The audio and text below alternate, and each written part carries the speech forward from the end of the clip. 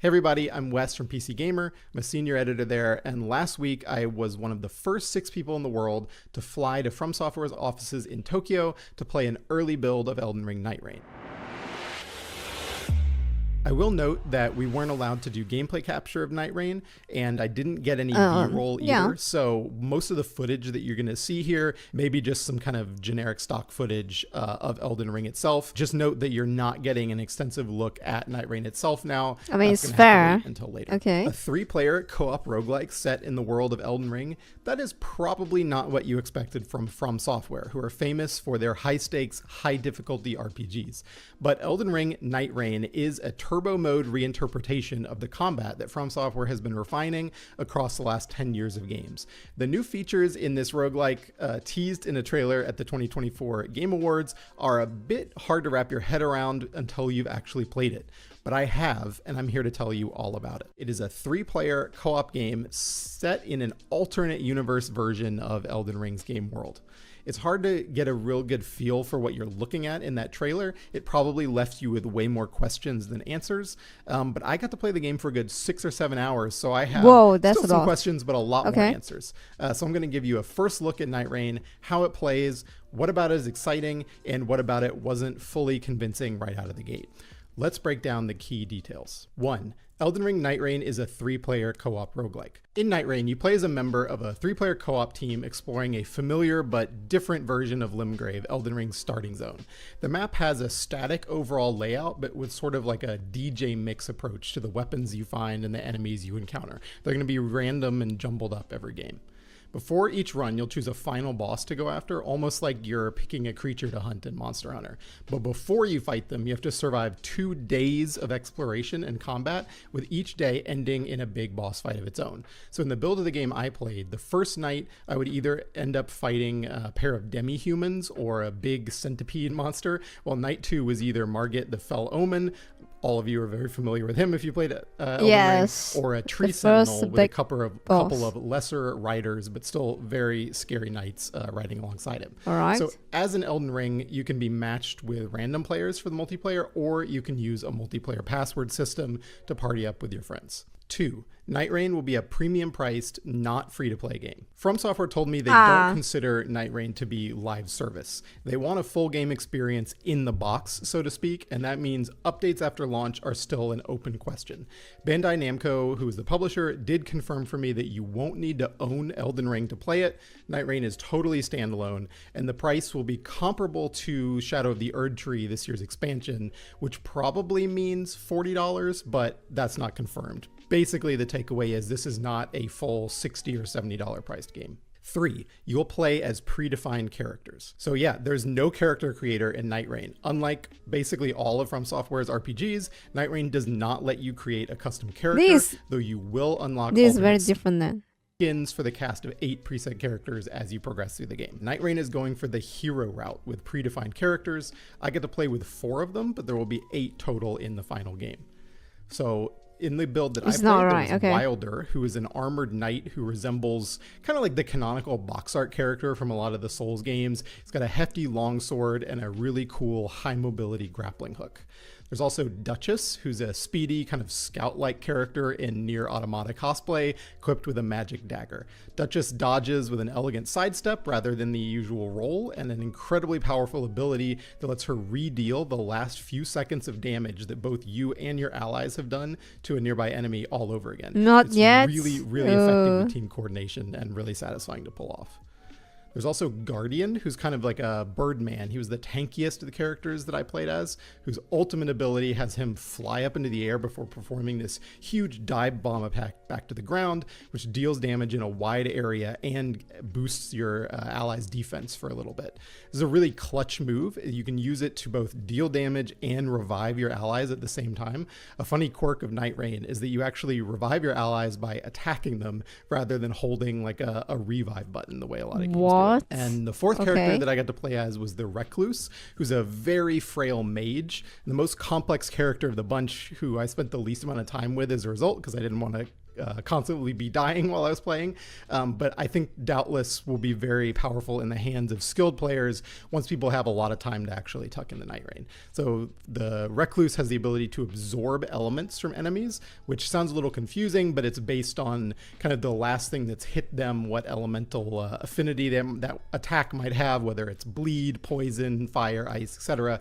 She can basically absorb those essences, and then after absorbing a certain number and storing them up, can unleash them in a special attack that changes based on what you've absorbed. So you can see that's like not going to be the easiest character to just immediately take control of and know what you're doing, but I'm sure the payoff will be there once you do.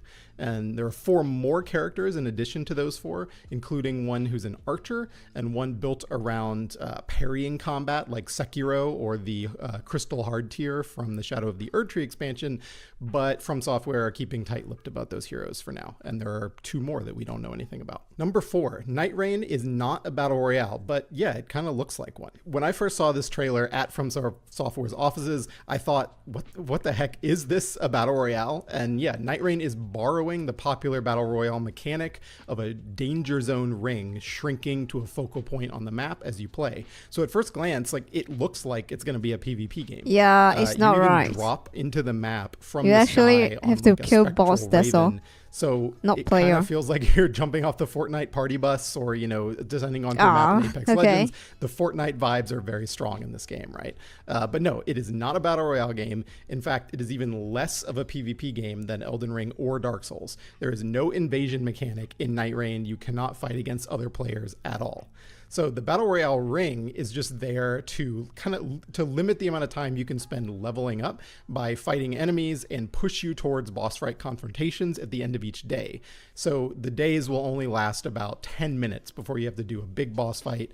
And then assuming you've survived the first day, the circle will recede, closes back in again on you on the second day, and if you survive day 2, then you go on to fight your ultimate hunt target, the final boss for your run. So this is definitely not Elden Ring 2. I'd say it actually has more of the feel of a... I'm gonna be honest, yeah. After hearing this, it's kind of disappointing, I guess, yeah. But it makes sense. There is no way they can pump out another like Elden Ring full game. Not even 1 year. I mean, like 2 years. Then they released DLC, and then like next year, which is like next year, they're gonna fully release Elden Ring 2. It's like, nah, no way. Yeah, but yeah, when they announce, the thing is, right, when they announce, oh, it's gonna be a full different game of their own, yeah. So I was like, seriously? But yeah, it's more like they take like the old games and then old boss maybe, and then like create a new game for like PvE. Very PvP, ambitious but mod for Elden Ring than it does like a kill the boss, I guess, with not an RPG. different players. Number 5. So what does Elden Ring Nightreign actually play like? Well, in many ways, Nightreign plays exactly like Elden Ring. Weapons and basic enemies have the exact movesets they do in the base game. Controls are essentially the same with just a few additions. All of Elden Ring's battle mechanics are there. Saying like it's completely the same is not a good thing, you know that? You know that, right? Like, it's like the old games. It's just maybe they add a bit stuff. Yeah, it's like, then why don't I just play the old games? Backstabs, guard parries, two-handing weapons, etc., etc., etc. If you've played a Souls game, if you played Elden Ring, it's going to feel super familiar immediately. In other ways, Nightreign feels extremely different from Elden Ring. Okay, Movement speed and sprinting are greatly sped up. Oh yeah, even I saw the sprinting. Steed mount, you're far more mobile in this game. You can mantle up most cliffs and vault up ledges. There is no fall damage, like at all, no fall damage. Really? Because each run of the game has a fairly strict time limit. You're also encouraged to just play at a breakneck pace, running from place to place to get as much loot as you can, kill as many enemies as possible, and level up at sites of grace, which are scattered around the map, so that when you get to a boss fight, which are unsurprisingly big difficulty spikes, you're as strong as you can possibly be. So it feels so different from playing a regular Souls game or even Elden Ring. Enemies quickly become trash mobs, right? So you're just kind of running up to a bunch of enemies and just absolutely tearing through them as you level up very quickly. So that makes the combat feel really different than it does in the Souls games, where every new room you go into for a good chunk of the game is likely to present some new threat that you're not expecting and keep you kind of constantly on your toes. So I really enjoyed Nightreign and also found it a bit awkward to play, because you're definitely losing some of that tension, some of the elegance and like sense of significance from discovery in the original version of Elden Ring and in the Souls games, where you're going on this long RPG journey. And it feels weird to see all of these really familiar pieces just kind of thrown in the sandbox together and like turned into new toys to play with. At the same time, it still plays really well, right? Like those fundamentals of From Software combat that they've been refining across their games, they're still great. And it's hard to argue against how fun it is to just put that whole experience on fast forward and be playing. The thing is, right, it's not an RPG game. Maybe because of the title, like Elden Ring Nightreign. So people will be like, oh shit, the Elden Ring? Oh, but then when you play the game, it's like, oh, it's kind of Elden Ring, but it's not Elden Ring at all. It feels kind of alien.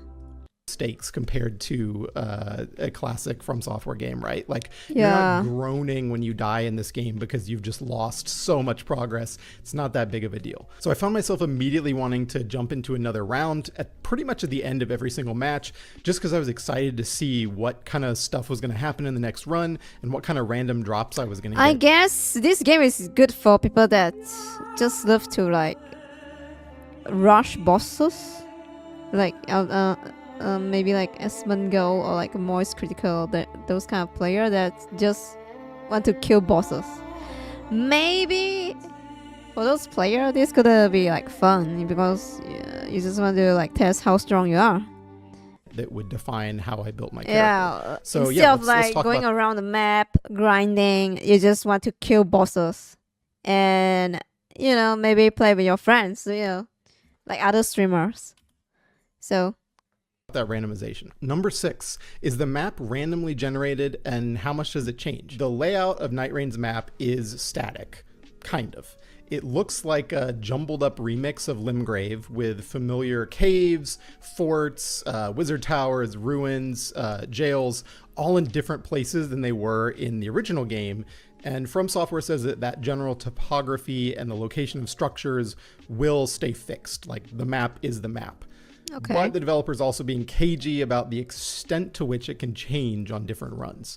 So From Software told me that sometimes an environmental modifier will appeal on the map. So this could be like a swamp or a lava spewing volcano. I didn't encounter these kind of big environmental elements, so I can't say how significant they're going to be for the game as a whole, how much it'll affect the overall layout. But the thing is, right, a lot of like players that kill bosses, I mean, just to kill, like, rush the boss. Mostly they are like speedrunner, right?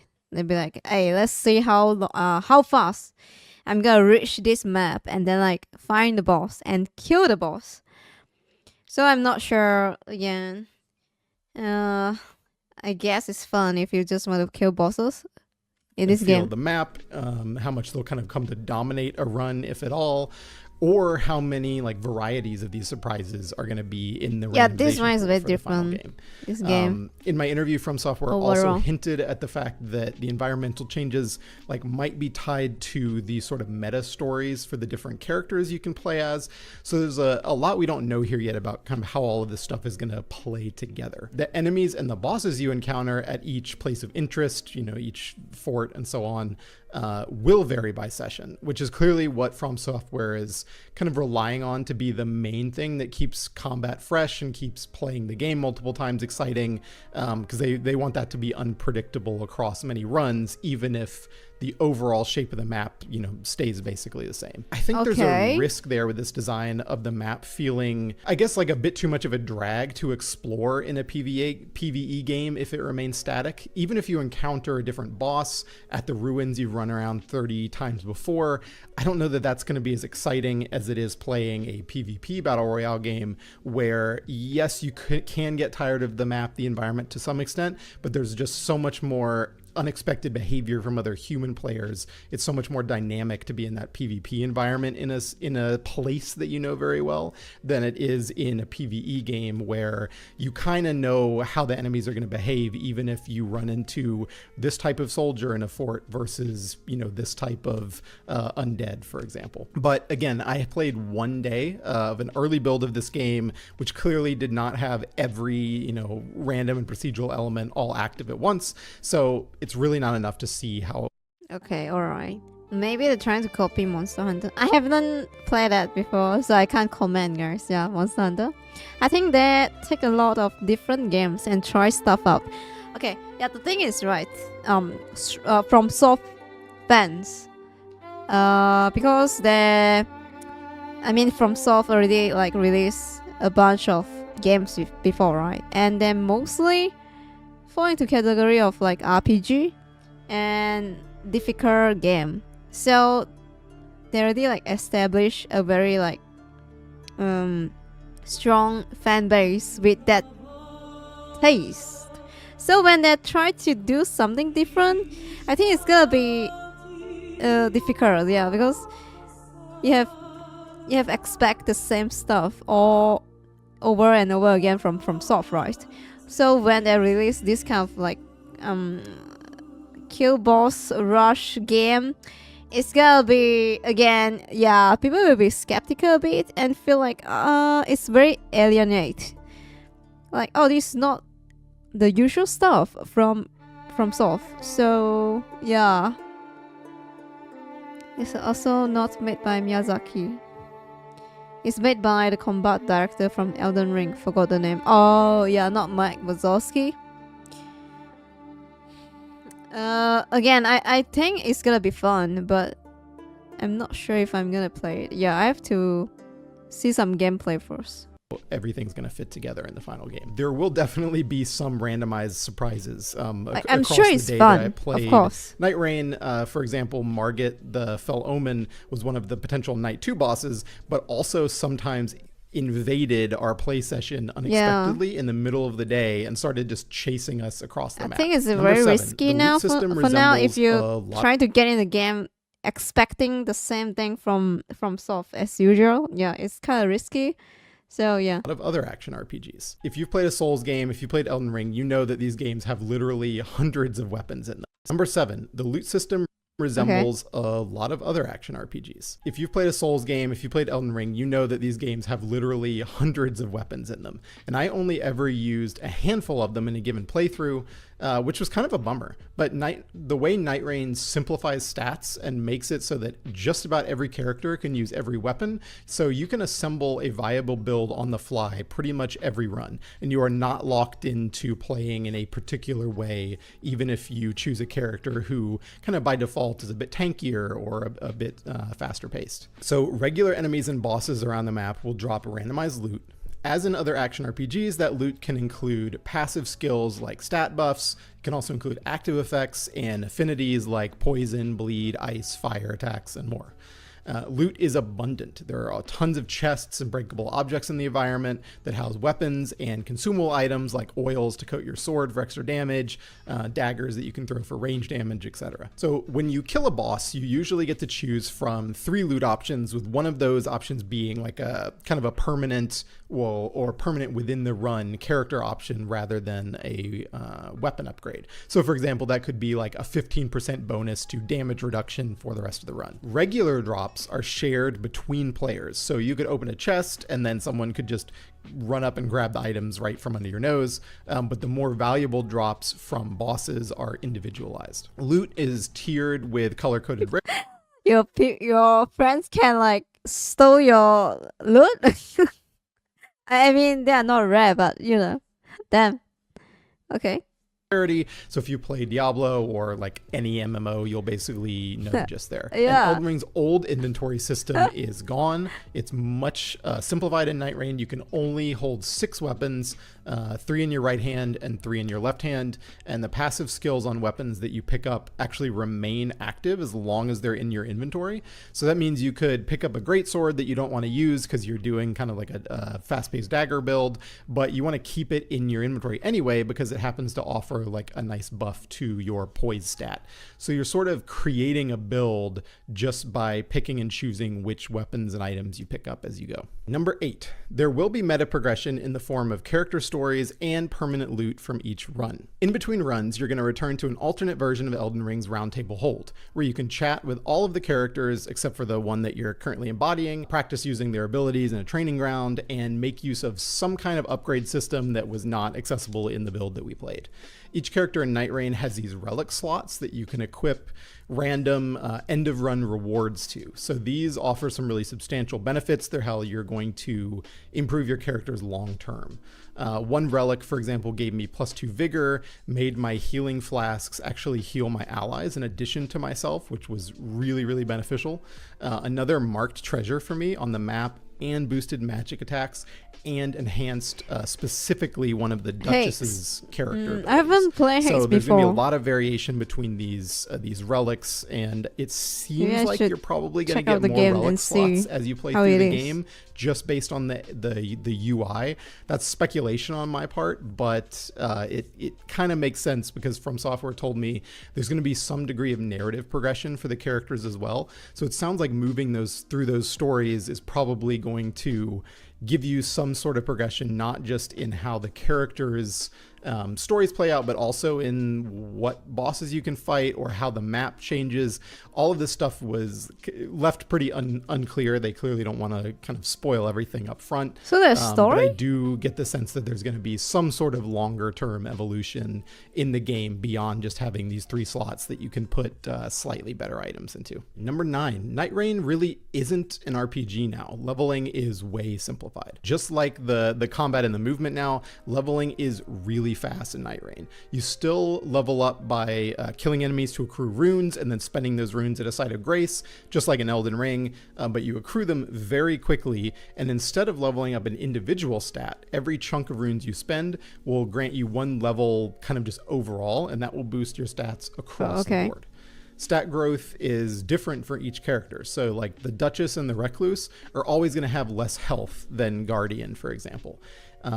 If you're downed by an enemy, your teammates will have a short amount of time to revive you before you die.